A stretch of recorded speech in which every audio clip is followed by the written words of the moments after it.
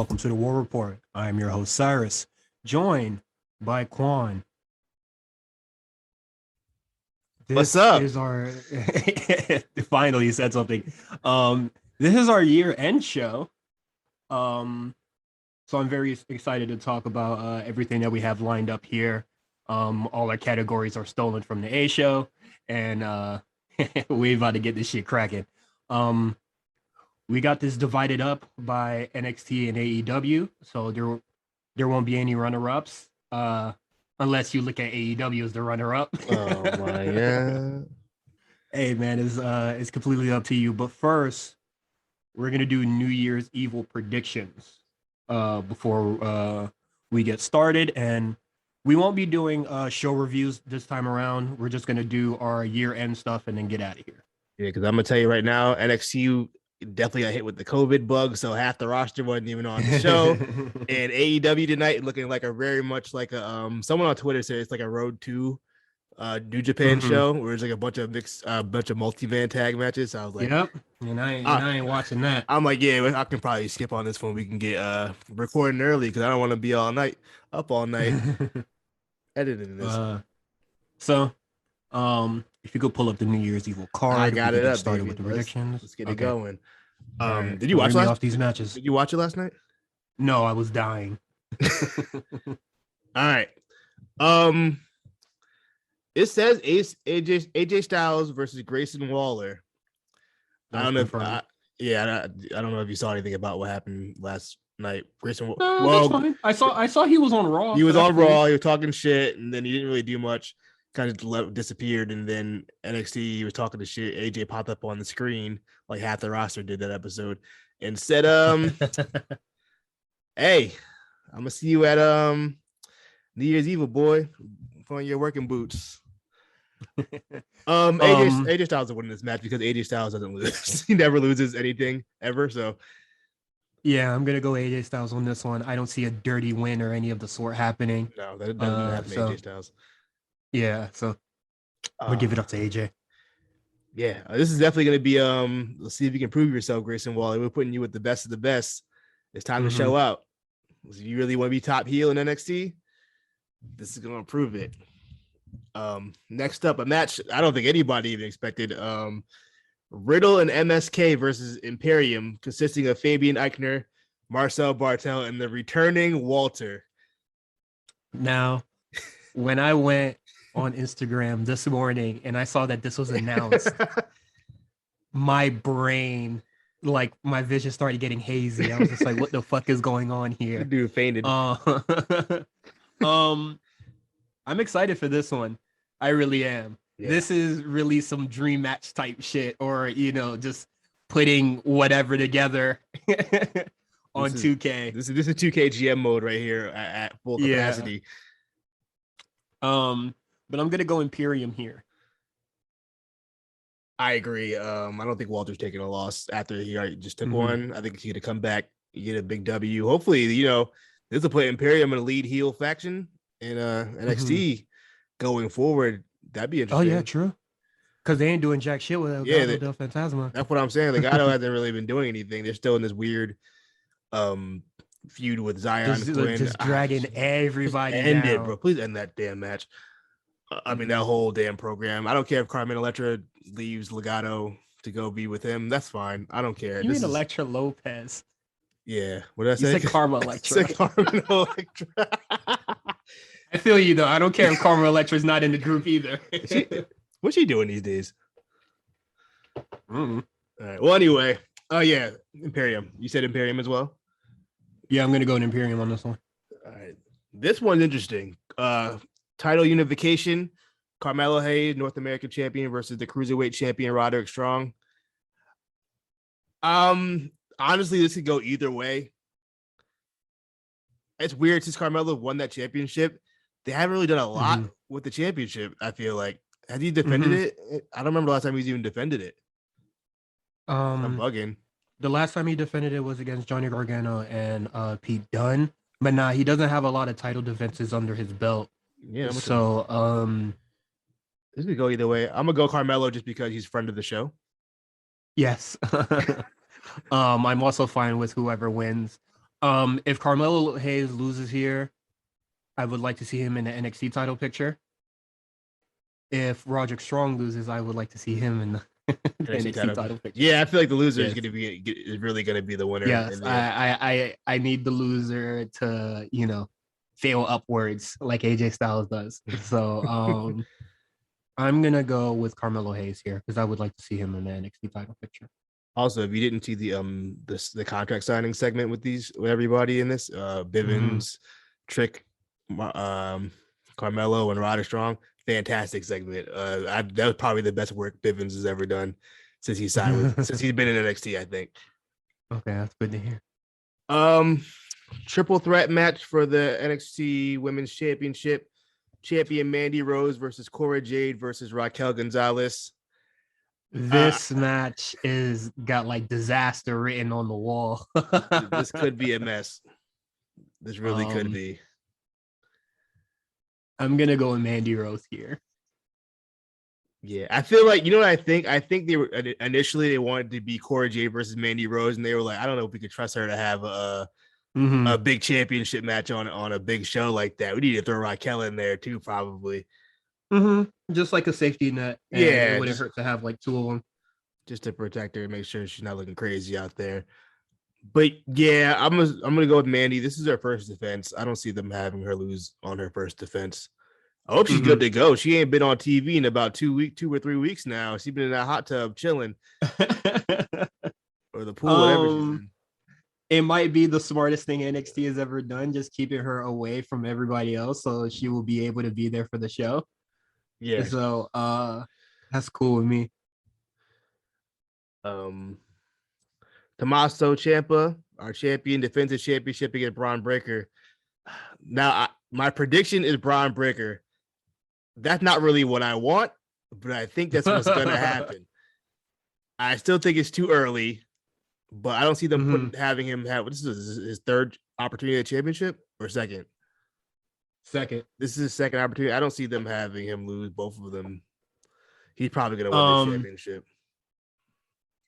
To me, since really losing that the last match, he hasn't really impressed me since. Like, I would say he did some decent mic work since, what is it, Halloween Havoc. He's kind of just like whatever to me as a wrestler right now. So I'm gonna go with Tommaso Ciampa. What they do with Braun Breaker next, I want him to wrestle the loser between Carmelo Hayes and Roderick Strong. I was just thinking the same thing, but like, how about whatever happens to him is fine. Like, maybe he could like bother, fuck with Joe Gacy or something. That'd be interesting. I mean, it'll give him something to do. Harlan and Brian Kendrick didn't even happen, so Brian Kendrick was nowhere to be found on that show. He might have been he might have been another one that caught the bug. I don't know. But yeah, that's New Year's Evil. That's all that's been confirmed. Maybe they'll add another match. Who knows? Maybe another women's match. But this is low key a takeover just on TV. This is a very strong card. Yeah. Outside of the women's match, the women's match is a little shaky, but I think all the other matches that's announced have looked to be very strong. I think Ciampa will get a good match out of Braun Breaker for sure. And I think AJ Styles to get a good match out of Grayson Waller. So that Imperium versus MSK and Riddle match. You already know what time it is. Yeah. You know what time it is. That's really about to just be that might be match of the night, but we'll see what happens. That might be match of the week, and it could be a big week this week. And that just might be it. Yeah. But let's get into the year-end stuff. Yes, sir. All right. So how we're gonna do this is that we're gonna do NXT, AEW, and then I don't know if you want to alternate or not, but we're just gonna go down the list. So the first category we have is match of the year. What do you have? NXT? Yes, NXT. I have Walter versus Dragunov from TakeOver. Which TakeOver was that? I did too. What TakeOver was that? TakeOver 36. That was 36? Yeah, TakeOver 36. Yes. That was my match of the year. That was I have that as well. The match goes hard. What can you say? I really don't know. I don't know what to say. if you forgot how hard that match was, go watch it back, and I swear to God, it'll improve your day. I love it. Like whenever the UK dudes come down, they be really showing up the rest of the NXT roster. I don't think Dragunov's had a bad match since this whole year. I don't think he's had a bad match. So. He's had some great stuff. Like you remember that random match that he had with Roderick Strong? Like that shit was heat. Yeah, that's what I'm saying. Dragunov has had a really good year. So is Walter, and just to cap it off, this is a really good match. For the AEW side, what do you have? Grand Slam, Bryan Danielson versus Kenny Omega, the draw. I think, man, that was just the whole.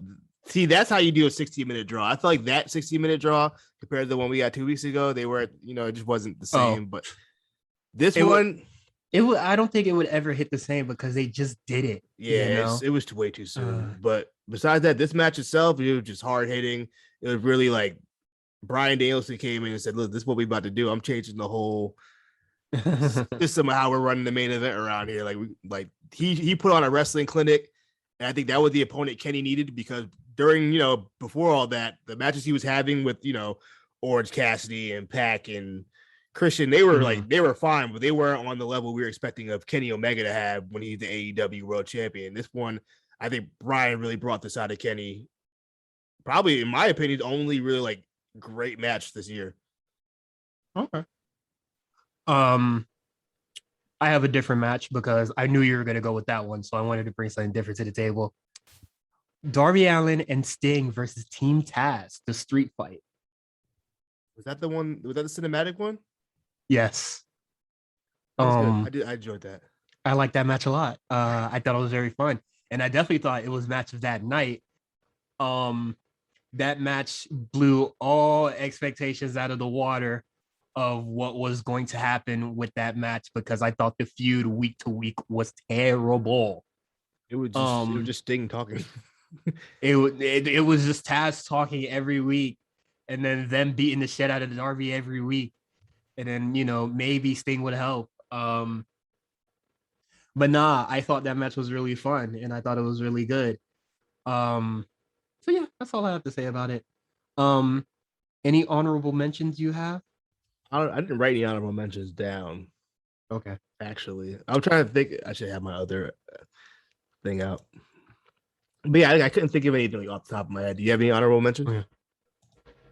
Yeah. Utami versus Siri at Tokyo Dream Cinderella.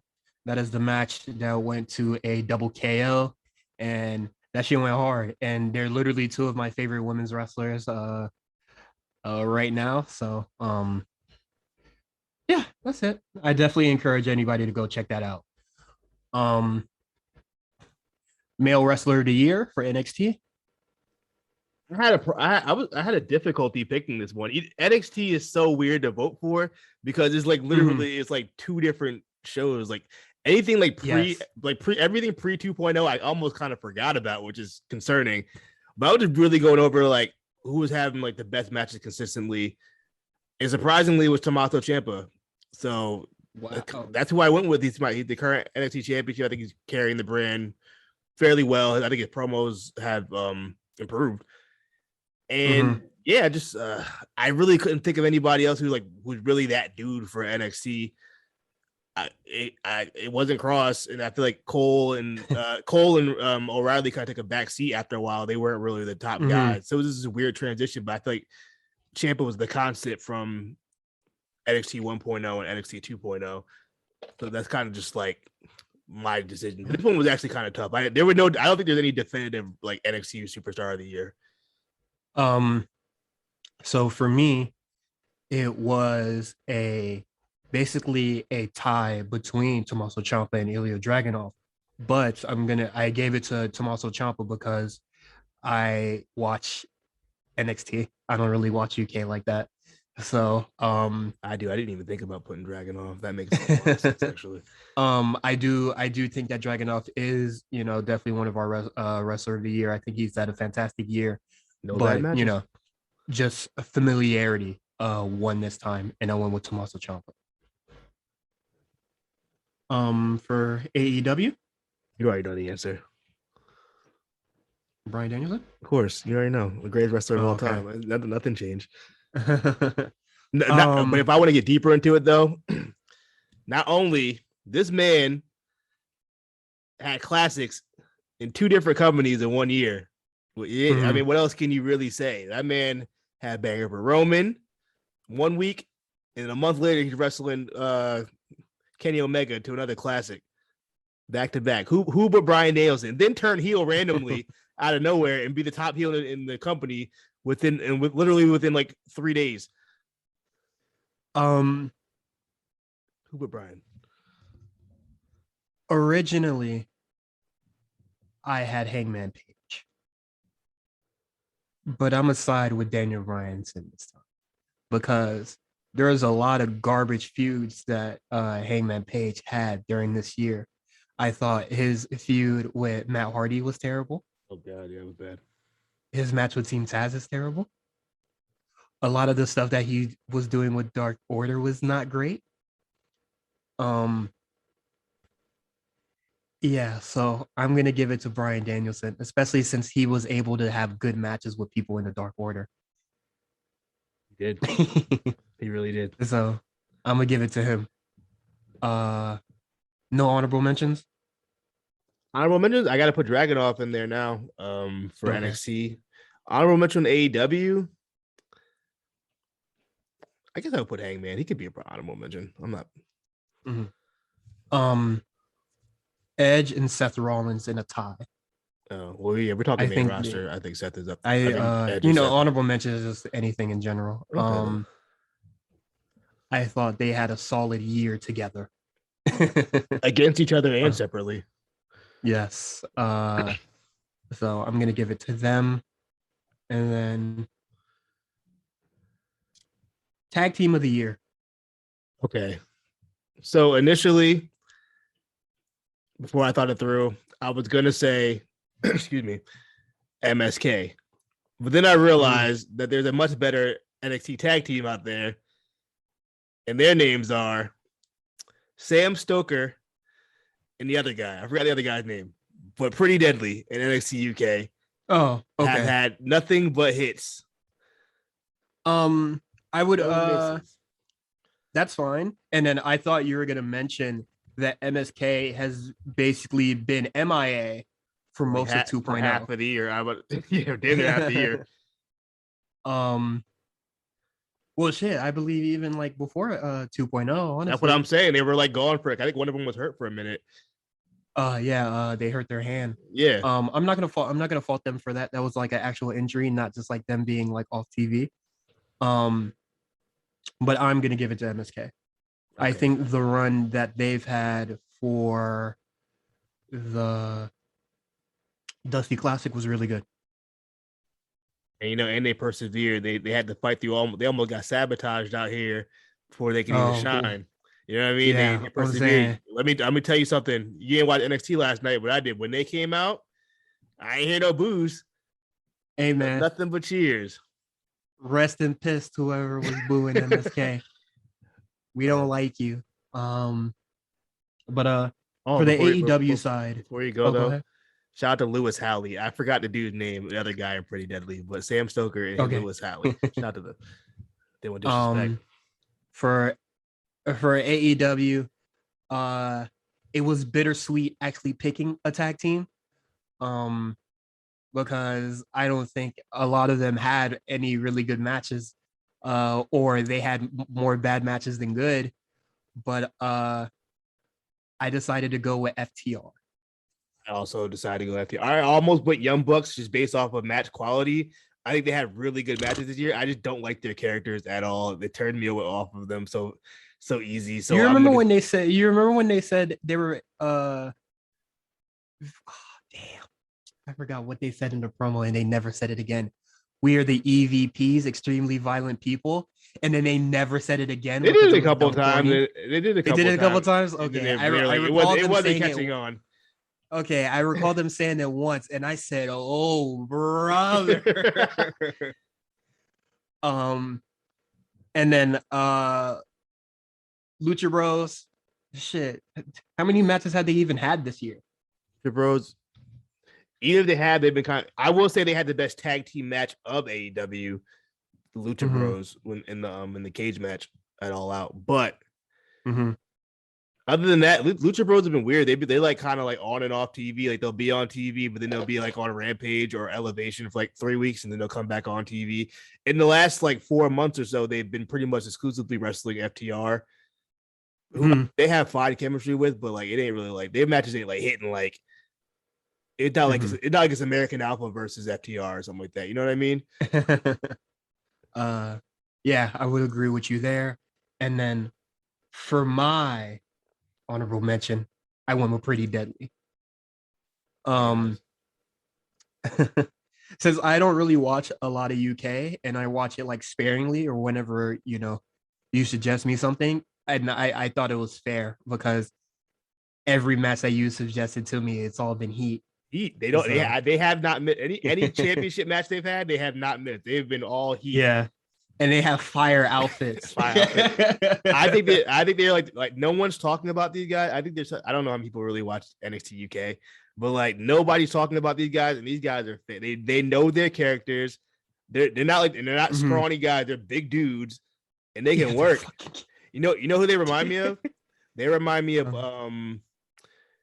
Edge and Christian, like when they first left the Brood and they were kind of like 2000, 2001 Edge and Christian. They kind of just wearing mesh shirts. Yeah, the mesh shirts, the way they win their matches, like they're real, just like real sneaky snake type shit. And they're just really fun characters. If you guys don't watch NXT UK, just go out of your way to watch Pretty Deadly and see how great. If they're not on mainland, United States NXT by like next year, Shawn Michaels and Triple H are bugging because they need to get them on that main show because they're that. I think they fit in NXT 2.0 like perfectly. I agree. I think there's a lot of people that's on NXT UK that needs to move over. Yeah. Female Wrestler of the Year. I know this might sound odd because on SmackDown they're getting kind of exposed right now, but I'm gonna go with Shotzi Blackheart. I'm not. I think she's had a stellar set of matches throughout the year. That's kind of just whenever I look back on all the matches that she's had this year, I did enjoy them. So therefore, I'm gonna go with Shotzi Blackheart. This is another one that I don't know. NXT was really hard for me to pick like who was really the top girl this year. I feel like no one really held it down crazy. Like Io Shirai definitely took a back seat. It kind of was stuck with the Zoe thing. The Zoe thing is what knocked Io Shirai down. That's what I'm saying. Because Shotzi left on a high note. Yeah. I know it might not be. This is just talking about her NXT run purely. Anything that's happening on SmackDown, that don't matter to me, baby. So just her time in NXT, I think she's had like a really good catalog of matches. Yeah. Who are you gonna go with? I went with Dakota Kai. And that's a good pick as well. Yeah, she's been consistent the whole year. Even though I've complained very much about her most recent character and how I don't like it at all. I think she's been consistently the best woman in NXT. That's all I got. I agree as well. Oh, we didn't get AEW. My honorable mention would be Io Shirai because I think she was doing really great stuff until she got paired up with Zoe Stark. That's fair. I agree. AEW. This is also a bittersweet pick. This is by default because there's only one answer you can really say. And I really hate doing stuff by default because earn it. But I'm gonna go with Britt Baker, and the only reason I'm going with Britt Baker is because literally every other woman has not done anything this year in AEW at all. There's no other. I can't give it to Thunder Rosa. I would love to. You know what I mean? I can't. She hadn't done anything. What is it? She had like 6 matches this whole year. Damn near. What is it? Nyla Rose. She hasn't had a lot of TV matches since the Women Eliminator. And she's in one of the I think one of the worst matches in AEW with Britt Baker, Rebel, and I forgot all about that Vicky match. Vicky Guerrero. Guerrero, right? Yeah, I forgot about that. Oh, that was terrible. Yeah. I can't give it to Jay Cargill. Yeah, she didn't done. Yeah, you gotta just it's just Britt Baker by default. Yeah, Um, and I hate that. but I will give her a little credit because I think her match with Thunder Rosa at St. Patrick's Day Slam, the lights out match, was very, very good. I think did I give it a 5? If I didn't give it a 5, I gave it close to 1. So yeah, I'll give her that much. But other than that, she ain't really showing me anything. Mm-hmm.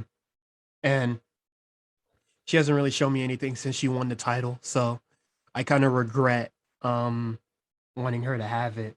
But I think it's great that she's at least on TV. Wow. Well, I think we just wanted her to have it because we were just tired of Hikaru Shida having it and just never being around. Yeah, being on the sidelines. Literally Like, in we the wanted crowd. her.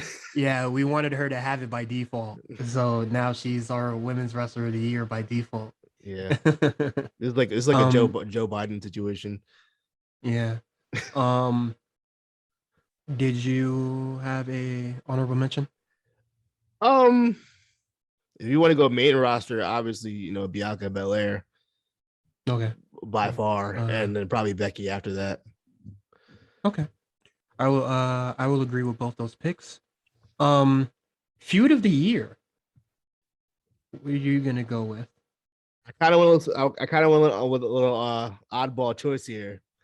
LA Knight versus Same. LA Knight versus Cameron Grimes. Wow. Oh Is that what my you said? God. Is that what you said? Yes. LA Knight and Cameron Grimes. That Oh my God. I was literally about to say I went with an oddball pick as well. Yo, great minds that's think crazy. alike. We've been Yo, doing this too long. this feud was fucking insane. Way better than any One, right being. Any right yes. being. One, I completely turned around on LA Knight, completely converted me over. Cameron Grimes in his fucking bag with the promos. I thought the matches were really good as well. The first match, or no, well, did they have the ladder match first or the straight up Yeah, regular match? they had the ladder match first. That was at Takeover. Okay. That was I Takeover. wasn't really Stand and I wasn't Deliver. really feeling the ladder match. Yeah, which is okay. But the second match they had, Yeah, that one was when heat. everything was on the line. Yeah. Just straight up fire. And then I think, kind of just the lead up to it. The Ted DiBiase stuff. Ted DiBiase, just, I just thought that stuff was very comedic. And Ted DiBiase being sort of a neutral party. Yeah. At first. And then when LA Knight swung on him, yo, come on. First of all, Ted DiBiase took a bump for that feud. He didn't need to do that. He didn't even do that. He didn't need to do that. That was he took a bump. He said, what is it? Triple H went up to him. He was just like, "Hey man, you want him to we want him to get physical. Is that okay with you, DiBiase?" That boy said, "Fuck you mean, boy? Hell yeah." Sign me the fuck up. But yeah, that was just I think it really defined both guys' character and where they wanted to go with it. Because I was with you, I wasn't like big sold on LA Knight. Like I know he had a promo or whatever, but I felt like there was something missing. I think this feud kind of really brought it out of him. I think LA Knight figured out who LA Knight was. Yeah. And Cameron Grimes, which is great character progression from the start, from the first promo when he came back and he was rich and just going from there, just everything that came with it. I did think it was fantastic. Great. Just all around great stuff. Yeah. And then for AEW, who you got? The long-term storytelling of Hangman Page and the Dark Order with Kenny Omega and the Elite. Outside of the part where you kind of missed some time, but that was for more personal reasons. I'm not mad at that. It kind of slowed it down a little bit. But I still think in the end, the right decision was made. The match was good. And, the rightful winner won. I think it built a great story for Hangman Page from going like down on his luck and, being insecure about himself to finally realizing that he's that nigga when he had that promo the 2 weeks before. And then, it was just really good match. I've been very critical of Kenny Omega's, character work, and I still am. But I think the story was so good that even Kenny couldn't really hold it back from being a great. Like Yeah, you're really gonna good. I think the movement. Hangman side of it was so real. It was so strong. Yeah. The counter his like really cartoony villain shit. Yeah, just his ability to make it seem less real. Yeah. My honorable mention would be Utami versus Siri. I just think that's even though Stardom doesn't have weekly television, I just think a lot of the story between, from like the start of the year until they have the match is really goofy and funny. And then once they got closer to the match, they were just like, okay, it's time to take off the brakes off the goofy shit and like let's really get to it. And then they had a banger, and then they're gonna have another banger at the top. I think at the end of the year. So I'm looking forward to that. Cringe-worthy moment of the year. We might be missing it right now because Dan Lambert and Brandy Rhodes are having a promo battle as we speak. I just want you to know that. So I'm only going by the Twitter timeline. I'm not watching it, but this could be a late contender. Hilarious. I feel like that might be the next clip. If Brandy Rose is putting on her black scent, is she doing the code switch again? Send it to me. Let me Google please send it to me immediately. I gotta watch this. Oh no. For NXT, I'm gonna go with Kyle O'Reilly dressing as Jason Mraz. Shout out to Ampavelli. Yeah, this man came with the terrible fits year in and year out, every week, and I don't think any of his promos are really good when he was dressing that goofy. You didn't like Cool Kyle? Definitely didn't like Cool Kyle. So, and I want people to know we were consistent with that. It wasn't when he like left that we were trying to call him uncool. We were calling him uncool the moment Undisputed Era broke up. We said this guy is not cool. He just wasn't. He lost a lot of his swag. He took that black and yellow T-shirt off and grew out that goofy haircut he had, and it just all went downhill after that. What do you got? My cringeworthy moment is actually one of my favorite moments of the year. Okay. And it's Adam Cole bar and carrying Cross up in the middle of the ring in front of his wife.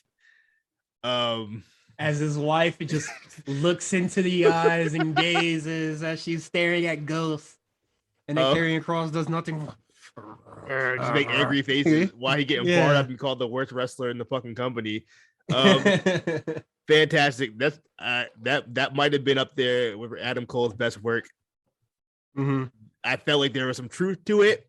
I felt like it wasn't that'll live in infamy, honestly. That is one of the greatest NXT moments ever. That was up there with Kevin Owens shitting on Full Sail. This is up there with that for quote unquote shoot moments in NXT. That's got to be top 3. AEW. The barbed wire bomb explosion. That moment was bad. That moment was very, very bad. What do you and have? Then them trying to save it with Eddie Kingston being like, PTSD. when I was in there and I remember when I was gonna go to jail, prison, and the hood. I have Brian Pillman getting barred up by MJF and then losing. This man got his family got smoked. He tried to get in and defend his family, got hoed, and they got hoed again next week. And then we ain't see him for 2-3 months after. Yeah. This shit was embarrassing. Oh no. That's definitely my cringeworthy moment of the year, and I wish they would stop putting Brian Pillman Jr. on my TV. Not the grip. Honorable mention for cringeworthy moment. I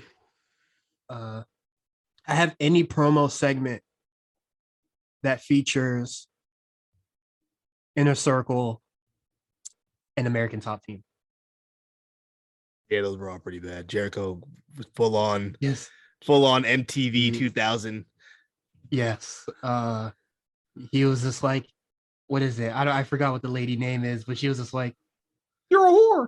a lot of slut shaming, gay Yeah, innuendos, who's and the I was top just and who's like, the bottom, real yeah, and I was just progressive like, stuff. I mean, I guess, and then people are just people defending it, being like, she should be honored that Jericho decided to promote her account on national television. I was just like, man, kiss my ass. All right, I'm reading Meal's timeline currently. At some point during Mhm. this Brandy Rhodes Dan Lambert promo, Brandy Rhodes says, and I quote, "You're a black belt. Well, I'm a black bitch."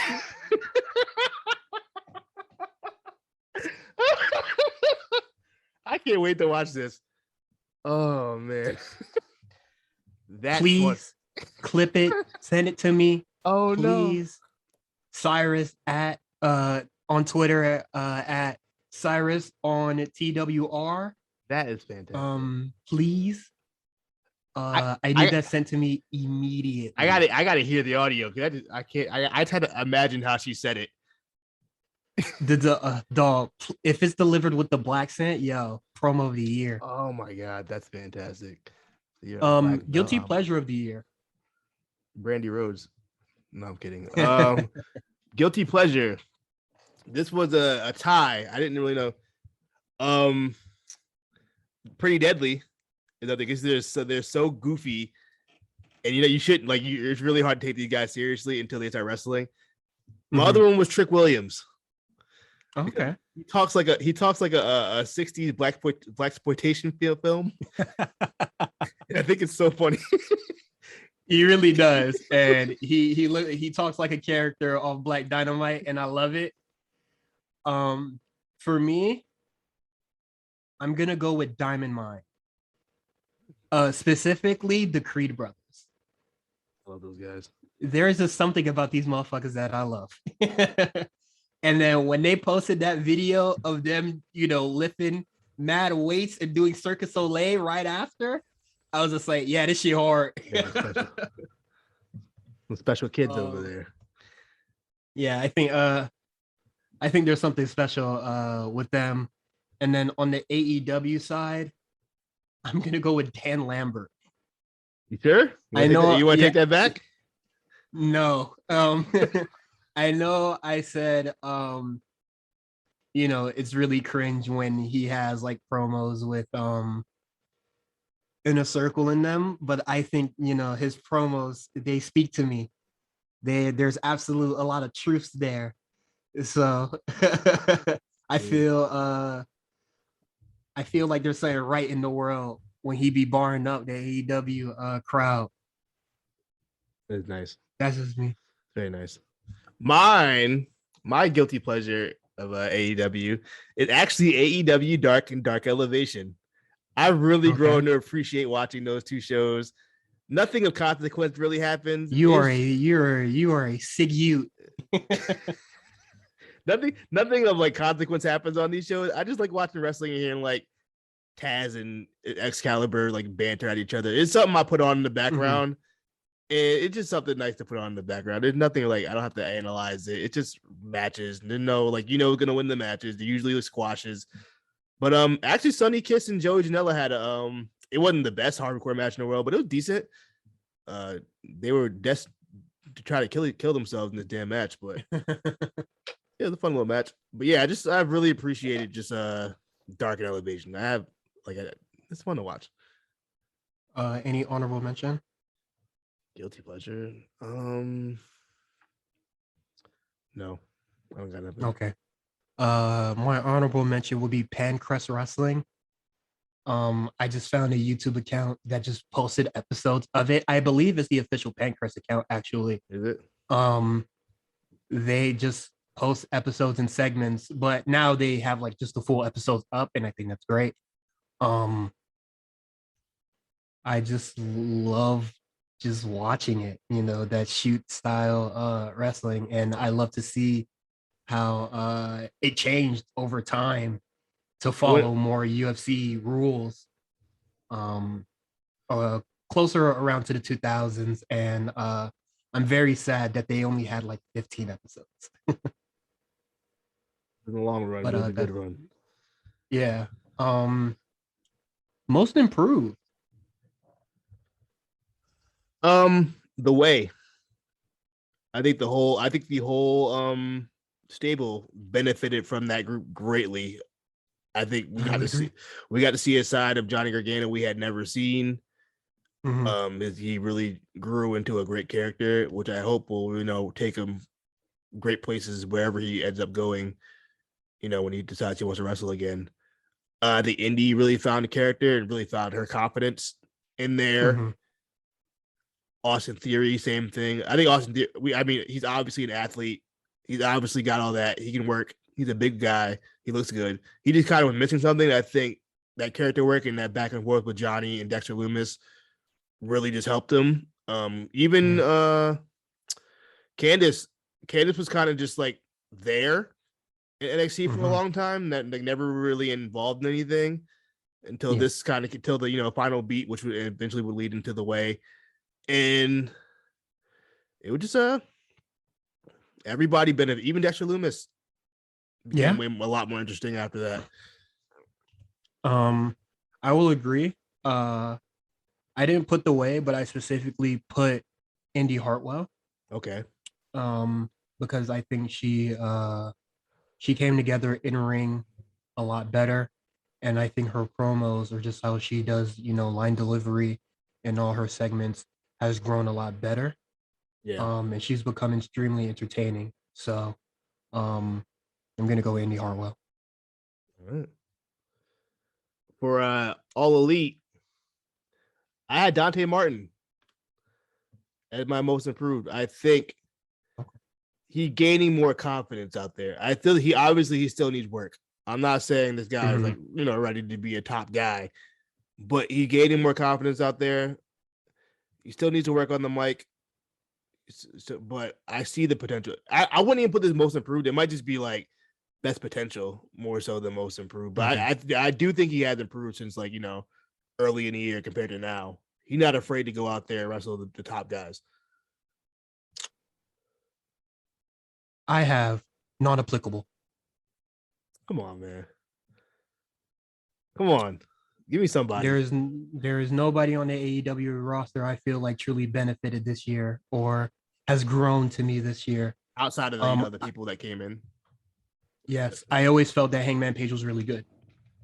So that doesn't really putting him there, I just feel like, is like a default, just a toss up. Not really a toss up because the Hangman from the first show to the Hangman now are two completely different wrestlers. I always thought he was fine in New Japan and Ring of Honor, but I think he's very good now. I guess I'll go by default and play Hangman Page then. There you go. And I have no honorable mention. I don't have one either for either show. Okay. Least improved. Karrion Kross. Interesting. I think he came in hot. Oh, okay, I see the vision, and then he got injured, and then he came back, and it just wasn't the same. And he never really got like that heat that he had initially when he first came. I think the injury really messed him up.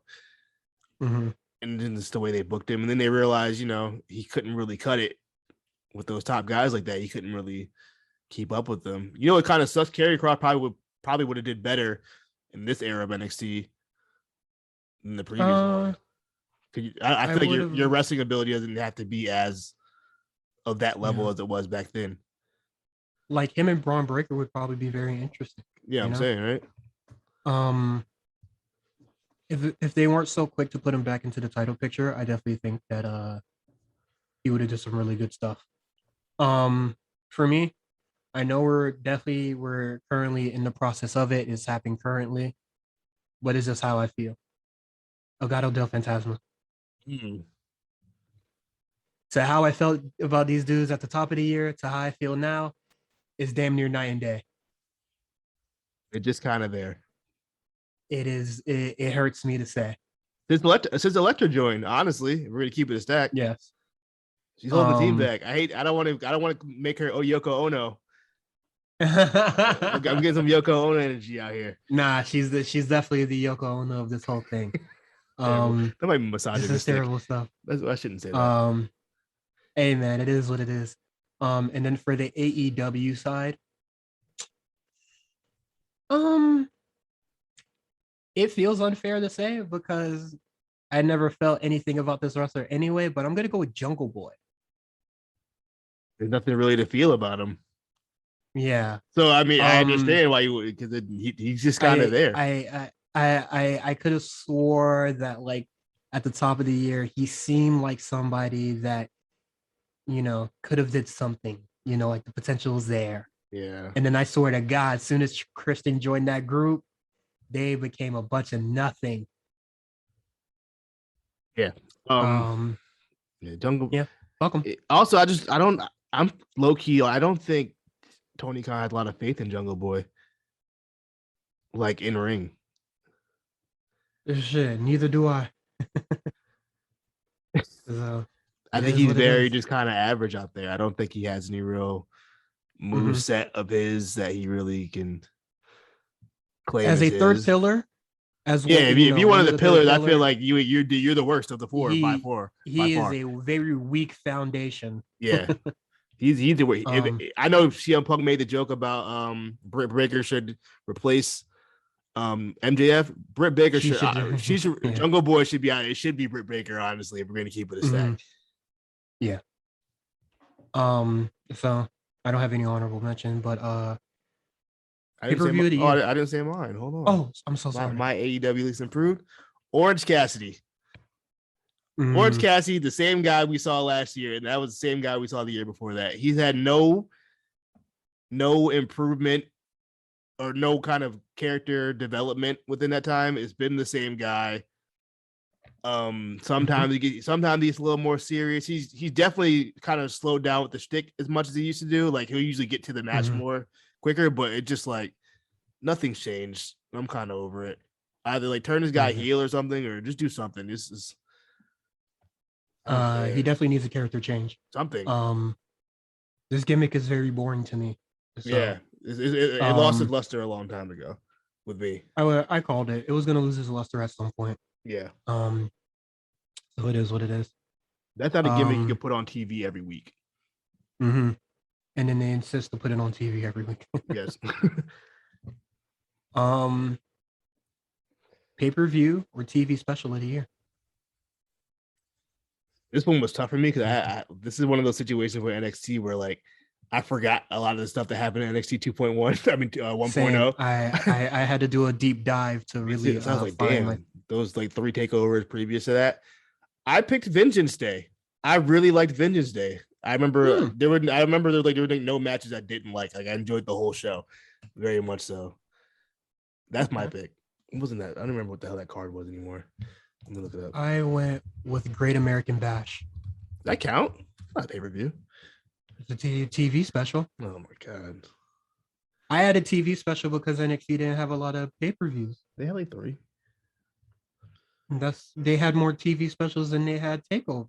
So that's why I added TV specials to the category. I didn't even see that. But either way, I found the card for Vengeance Day. It was Dakota Kai, Raquel Gonzalez versus Ember Moon and Shotzi in a banger for the women's Dusty. Gargano versus Kushida. I don't really remember that match, but I'm sure it was good. It's Gargano and Kushida. MSK versus Grizzly Young Vets. That was a banger. Io Shirai, Mercedes Martinez, and Tony Storm. Now only one of them are left. That was a cool match. And then Balor Pete Dunne was a banger. So it was, nothing was bad on that show. It was a really good show. Okay. AEW, I feel like we have the same show. AEW Full Gear. Full Gear. I had All Out. Oh, okay. I want to make sure I picked the right show. What did Full Gear have on it? That where Hangman won the belt. Yeah. Oh, I thought All Out was a much better show than Full Gear. That's fine. Yeah. Yeah. I'm trying to think. Yeah. I'm looking at the full the All Out card. The cage match was really good. Punk Darby was fun, and Kenny Christian was good. So it was like, and Miro Eddie Kingston was all right. So yeah, it was like four matches on a 9-match card. I guess I still don't think AEW had like a banger pay-per-view yet. Like they haven't had like when WWE did Crown Jewel, they haven't had that. Crown Jewel with no misses, everything hit. and every match was different, Mhm. and that shit was heat. That's my honorable mention if you didn't know. So Okay. And then for honorable mention, I feel like this should have been my actual pick, but I went with Takeover 36. that feels like 2 years ago. I don't even remember what was on that show.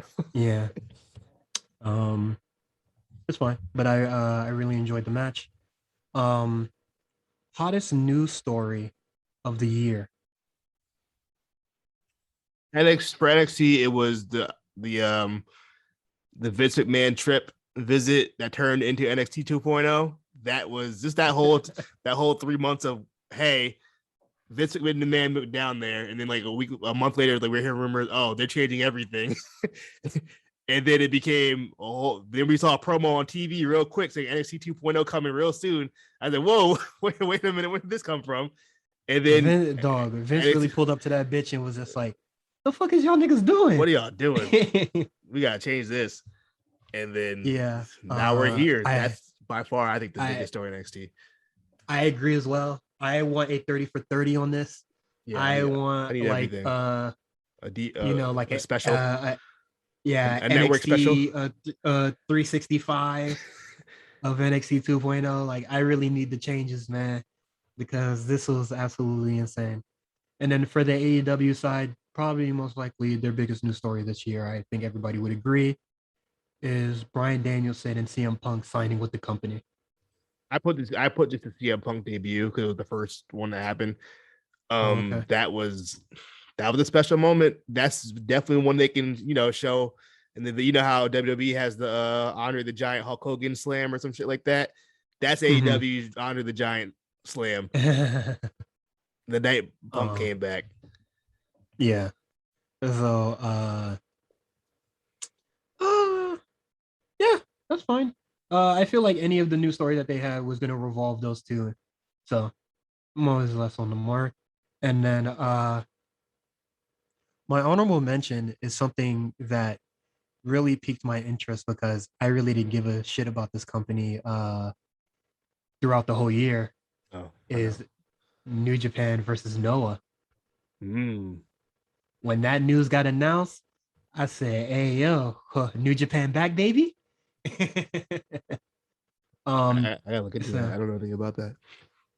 um I think they're gonna have like a series of matches, or is it gonna, if it's just a tag, like a like a 6-man tag, I'll be Yeah. very less interested in this. Yeah, I thought it But was a super. It's not a super card with Noah versus New Japan, or it's just one match. I think that Japan or all the wrestling promotions in Japan are like having a secret meeting and they're all gonna like work together and try to help themselves rebuild. Japanese So wrestling Illuminati. yeah, that shit's fire. Turn that the fuck up. Um Well, I got another so one for honorable mention. okay. The death of Ring of Honor.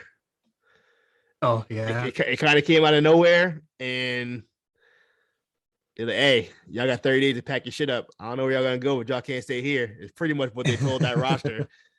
Yeah. And yeah, Final Battle was their last show, and we don't know the future. No one knows what's going on with that, but Sinclair said y'all got to go. So I guess you could put that, and then also the 10,000 releases WWE had this year. All right.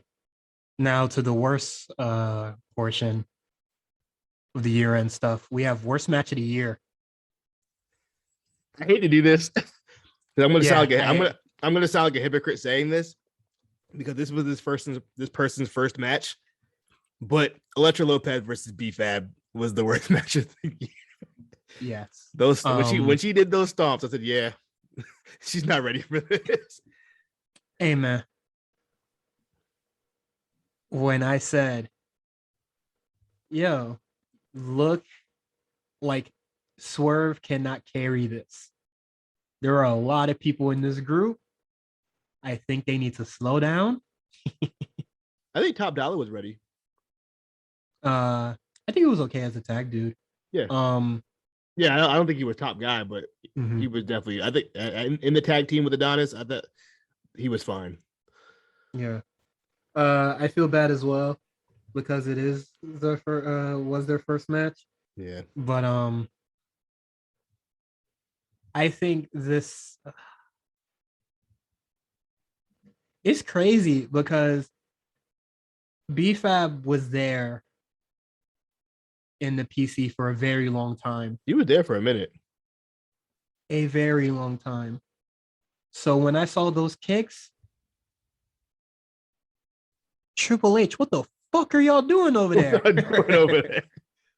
What the hell are y'all doing over there? This was atrocious. Sorry it had to be her. Yeah, not see, like that's what I'm saying. Compared to like, because homegirl Tiffany Stratton had a match yesterday. She had her debut, and she didn't look that hot out there. She wasn't looking that good. You know, and then the whole Lash Legend situation where, you know, she's clearly not polished yet. But at least at their excuses, like they literally just got here. You know what I mean? BFAB was there for a minute in that PC, and I was like, damn, this is it. She was there for a very long time, which is crazy too, because she's a crazy athlete. So it's not like I don't understand where the disconnect was. I don't know what the fuck they were teaching this woman. Yeah, it was. They said her, and then when they sent her up to SmackDown, they set that girl up for failure. So it is what it is. And then on the AEW side, we have Tay Conti and Anna Jay versus Penelope Ford and the Bunny. Which match you pick? I'm about to say, I was gonna ask you which one is that. I don't remember any of them being anything of note, so I'm not mad at that. Mine was any match involving the Good Brothers at the beginning of the year, because I ain't asked for that. Specifically, Doc Gallows versus Kazarian. Because who asked for that? Who wrote that down and said, "Yeah, that's what the people want to watch"? Doc Gallows versus Kazarian. I don't know. Tony Khan need his ass beat, dog. Sometimes he should be booking the book. You like, yeah, whatever. Let's throw these guys out here. Dishonorable mention: Cody versus Anthony Ogogo. That whole feud, that whole feud away. That was, yeah, I'm with you on that. Absolutely terrible. Worst wrestler of the year: Karrion Kross. Okay. I wasn't. There's nothing about that guy that I cared about. Maybe his entrance. And even after a while, that even got kind of lame. So I was just like, yeah, there's nothing. And then, you know, that man got cuckolded on national TV by Adam Cole, of all people, who's currently getting cucked. So it was like a cuck train. And he got fucked by Adam Cole and then Gargano shortly after, who is not known as a promo guy. Or a guy who runs people down. Yeah. Gargano was talking like Rock in 2000. Yeah. He was looking different out there. That wasn't the Johnny Gargano I know.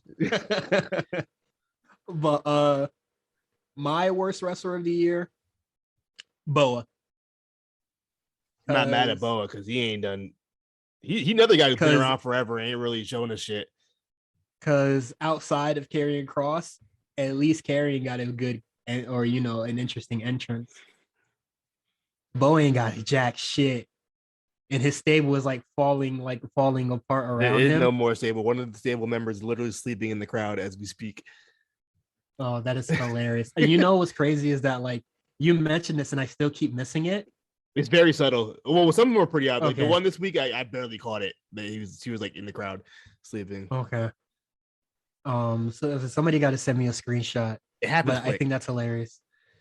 Another worst wrestler of the year for the AEW side, QT Marshall and whatever his faction is called. Oh, the factory. Yeah. All those guys, terrible stuff. Every single one of them. You know what's crazy too? I thought Nick Comrado had something, you know what I mean, something up his sleeve. I thought like that guy, he had a different look compared to everybody else on the show. Like, you know what? They could probably use him. I think he had maybe like 2 matches on Dynamite ever. Like one was against Moxley and like another one. And yeah, just kind of, yeah. QT Marshall got way too much TV time pre-Punk and all them. He was on TV far too much. I don't know. Man. I don't know. That's another one where I'm like, I want to, like, if I ever meet Tony Khan, I want to ask him like, yo, who is QT Marshall to you? No, like, why? I know that's like his right hand man. I know that much, but just like, but why? I don't know. But my question is just like, yo, you really sat down and they're just like, this is the match people want to watch. You know what I mean? Let's be honest. I understand you want to put everybody on the show, but like, I'm not trying to see QT Marshall versus Anybody. anybody. But I was thinking of like another guy, like a versus like a Jungle Boy. Like, I don't want to see that. Mm-hmm. I don't want to see QT Marshall wrestle ever. Big Show too, which is my Dog. worst. That's my worst feud of the year, by the way. Spoiler. Okay. Dishonorable mention. Sorry it had to be you. But Red Velvet. Mm.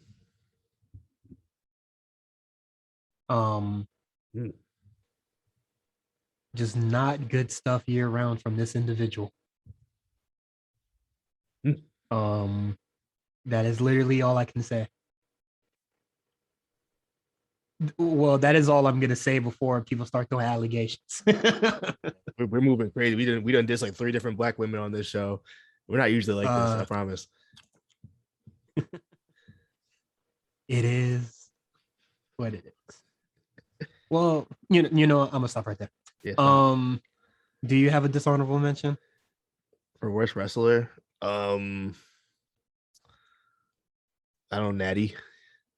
No real reason. I just don't like seeing her. I just don't like seeing her on my screen ever. She's like the QT Marshall of like WWE. Low key, she really is. And I know, and I know QT Marshall is like the right hand man, but I feel like her being married to the right hand man of like the main producer of the women's division is like, you know, kind of like equally on par. But this shit is absolutely ridiculous. I don't like Natty. Bro, get her off my screen, bro. Enough. Worst feud of the year, NXT. I'm gonna go with Elgato Death Fantasma versus Hit Row. Yeah. The culture wars. the culture wars. Yeah. Y'all was testing the waters. Y'all really were. And please, dog. Black people are more than hip hop. Hip hop and grills. We're more than that. Not me. You feel me? When NXT said that we're gonna have like a music off and he had like a mariachi band or whatever, I said, you niggas are testing the waters. You guys need to stop. And I am very glad that Santos came in and was just like, fuck that. And then told the mariachi band to go fuck themselves. That'd be good. But I thought yeah, the week to week on that was not great. So it is what it is. My worst feud of the year. Kyle O'Reilly and Adam Cole. And it wasn't even the feud. I just didn't like these matches.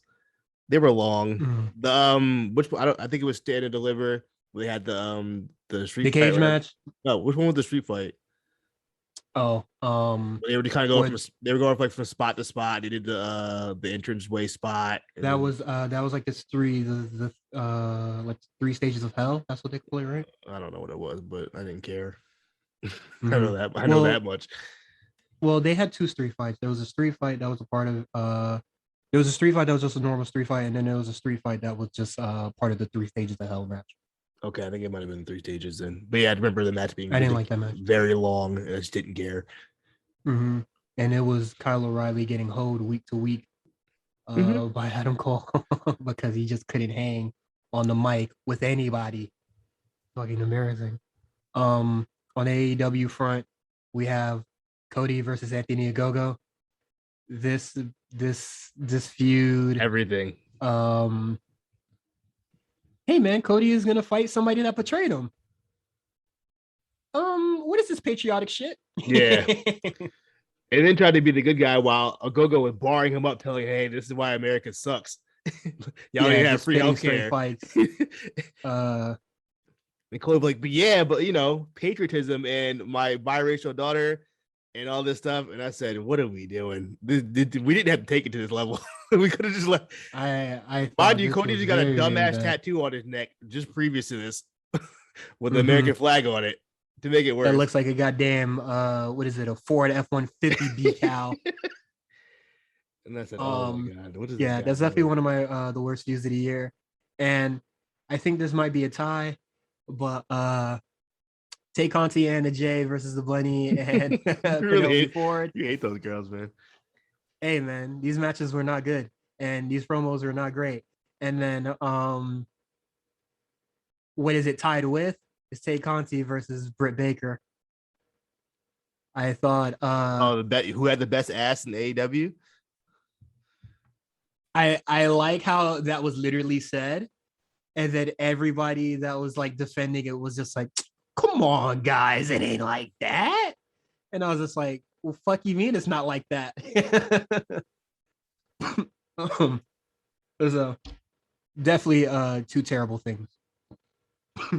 Why did Brady Rose say that, bro? I'm so mad. I keep thinking about that. The bar was in hell for that one. Worst pay-per-view for NXT. I didn't really feel like NXT had any bad pay-per-views. I went War Game just because it was, I guess, the weakest out of all the ones. It wasn't even a bad show. It was just like, okay. I went with the matches I remembered the least. So I know it was your best show. Takeover Vengeance? But when I saw the card for Vengeance Day, I was just like, I don't remember any of these matches. Oh man, that was a good show. Yeah, maybe I'll watch it back, but just like at the time I was putting this together, I was just like, I really don't remember Vengeance Day. It was really early in the year though, so I understand. When I saw Tony Storm, Mercedes Martinez, Io Shirai, I was just like, what do you mean this match happened? I don't remember that match at all. I don't remember that at all. So I'm very sorry, but that was my worst pay-per-view of the year. That's fair. Or like TV special or whatever. And then you went with War Games. That's fair. For AEW, I went with Blood and Guts. That's 100% fair. One, the fact that people were watching a screen the whole time is very shitty, for one. And then two, for the first hour. Yeah. And then for the for like the Blood and Guts match, just watching everybody just pull out a blade, not even trying to conceal it, shows that this is amateur hour. Shit was embarrassing. The match, the 10,000 commercials during the match, during important spots. Mm-hmm. Yeah, this was just not a good. It was not a good match. This is not War Games match is not a match made for TV. Nor the 60-minute draw, honestly. But yeah, that match was not good. You know what? Mm-hmm. I was thinking more pay-per-views, but yeah, I'm gonna have to agree with you on Blood and Guts, bro. That was a bad match, a bad show. Okay. But I guess my honorable mention would be Revolution, because I don't remember anything about that. That is my dishonorable mention, Revolution. I don't remember anything about that show. Boy, Jesus Christ, AEW, not a strong year. Most confusing. I think they picked it up in the second half. I think they picked it up in the second half, but the first half of the year, no, AEW was bad. Most confusing booking decision. Karrion Kross winning that 5-way. I am going to agree. What was the point of that? That was the perfect excuse to get him to lose that belt without him getting pinned, and they decided, you know what? Let's have him win. It was the most emergency. We need to end this now, and then you didn't end it. You motherfuckers are stupid, dog. You guys are absolutely ridiculous. Like, you gotta think about it. Like, he just got to Raw, got jobbed out by Jeff Hardy within 30 seconds, and then he has to come on NXT. He gets barred up by the whole roster. He's looking like a joke out there. And they were like, you know what? Maybe we can give him the win to get his heat back. Nope, we didn't care. They had to pull the second emergency glass and get Samoa Joe, who can barely walk, out there to win the damn championship off of him. It didn't make any sense. They should just gave it to Kyle right there, honestly. Really keep it stacked. The AEW side? Debuting Adam Cole and debuting Bryan Danielson directly after. That is, and No, then Adam nobody Cole getting get his ass. nobody gained anything Adam, from that. Well, Adam Cole didn't. yeah, Brian did, but Adam Cole off the yeah. rip, he looked like a dork. Off the rip, Mm-hmm. it didn't make him look any like favorable. My most confusing booking decision is Jericho and MJF both winning that match at some point in time. The tag I match. no, when they had a match against each other, and then they Oh, did the false finish where MJF won, and then they were just like, ah, and then they had Jericho win it. oh yeah, I do remember that. Yeah, Um, no. y'all didn't need to do that. Just have MJF win. If you want to leave, you know, if you want to have the crowd happy, then just have Jericho win. If you want MJF to get heat, just have him win. And then like Jericho not showing up after that match, it was just like, well, he'll do the inner circle thing, but it's just like, you know, he didn't really do anything with that win. So it was just like, what are you motherfuckers doing? And then another confusing booking decision was turning Red Velvet heel or having Red Velvet come as a face during the homecoming of Britt Baker. Well, I mean, to be fair, it didn't matter who you threw out there. Britt Baker was getting cheered. So I mean, what can you really do? Yeah, exactly. Just confusing on all parts on that one. But most memorable moment of the year. Memorable to me is Karrion Kross getting barred up by Adam Cole. That's like I don't know why NXT 2021. The first thing I think of is Karrion Kross getting barred up, but that's where I was at with it. That's the 1st thing that popped in my head, so it's the most memorable to me. The first thing that came up to me was the Way versus Shotzi Blackheart and Ember Moon in that street fight that took place May 4th, 2021. That shit had no business being that good. No that business. match really blew my expectations out of the water. So I thought that was fantastic. On the AEW front, CM Punk. Oh, okay. I'm gonna go with Hangman Page, the cowboy shit promo that took place in Miami. One because the promo was really good, and then also I was there, so. Oh, were you at that show? I thought it was really good shit. That was he. Yeah. And then my honorable mention is Bianca Belair versus Sasha Banks at WrestleMania Night 1. Yeah, I mean, I'm slowly losing my will to live, but we're almost done. We're almost done. Oh, we're in the home stretch. Last segment. We have most overrated. I think we could both agree, or I think we have the same dude. Do we have the same answer? Karrion Kross. Oh, I didn't put Karrion Kross. Oh, sure. I put Bronson Reed. Ooh. Extremely overrated. People were like, how could you get rid of this guy? But I'm like, what did he do? What can he do that there's not already 10,000 other guys in WWE that can do it? He had a good match against Johnny Gargano. I can have a good match. I can have a good match against Johnny Gargano right now. I promise you. He had a good spot at a ladder match. He had no promo, no character, nothing. He's a guy. Mm-hmm. That's what I got. But yeah, I got Karrion Kross because people swore he was something. People still do. Yeah. And I think it is dumb. Because people said, hey, just make him a straight up MMA badass. And then they put Soyo Sikoa with the same gimmick out there, and they don't like it. So it's just like, what makes you think that was gonna work with Karrion Kross? Nobody doesn't like just straight up badass. They really don't. It's not a good gimmick. It sucks. It's never good. There's no layers to it. He's a badass. Like, who cares? Also, Soyo Sikoa, let me tell you something. I know people want him in the bloodline when they were tough at Roman and all them. He's not ready for that at all. And he proved it on Tuesday. That match was not good. I forgot who he's not ready for that. He ain't ready for that at all. Just because you know that they're family doesn't mean they need to be together. Yeah. Stop it. Stop that.